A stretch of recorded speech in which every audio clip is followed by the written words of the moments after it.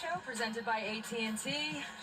We've got Caitlin Clark with us. Sorry I had to cut you off. It's my Welcome back to the National Championship, and we still have Caitlin Clark is on the show with us still after we have started the third quarter of action. Phoenix one time, and it was before Olympic. Caitlin Clark was my favorite all-star player of Iowa Hawkeyes because before she got drafted into that was like our first win versus a team that was above 500. into the WNBA draft, and she used to be on the Iowa Hawkeyes for 4 straight years, you know. That whole week was like, Indiana, they don't get along, all this. And I'm like, great. And then I'm like, this is the most together team I've ever seen.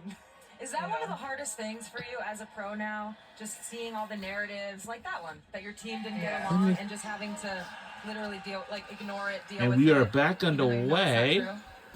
Yeah, I mean, I think it's something you kind of just become used to. It's like people think they know what's going on inside of your locker room, and they just don't. At the end of the day, it's just, the girls that you have in there, and then obviously your coaching staff, and that's all that matters. And honestly, the best thing about last year is, we honestly had so much fun together. Yeah, we lost our first 8 games or whatever, but, we wouldn't have won if we didn't have a tight-knit circle or a good locker room. That's the reason we kind of turned everything around, is just we needed some time. We were a young group, and we figured it out. Yeah, it was really fun, honestly.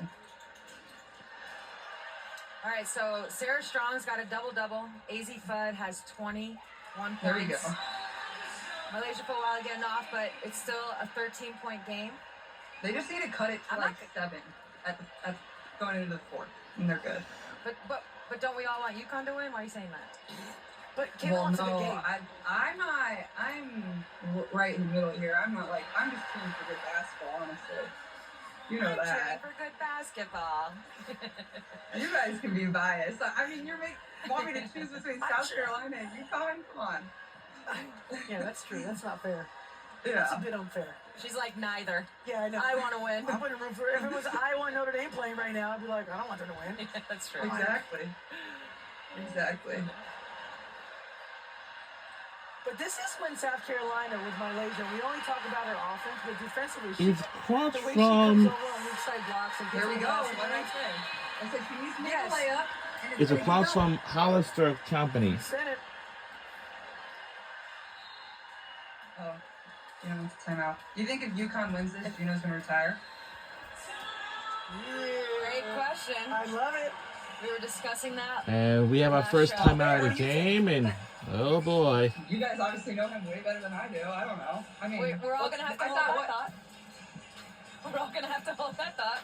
We will continue on the other side. Dang, 2 for 2. God. We'll be right back. All right, we'll be right back. Don't go anywhere.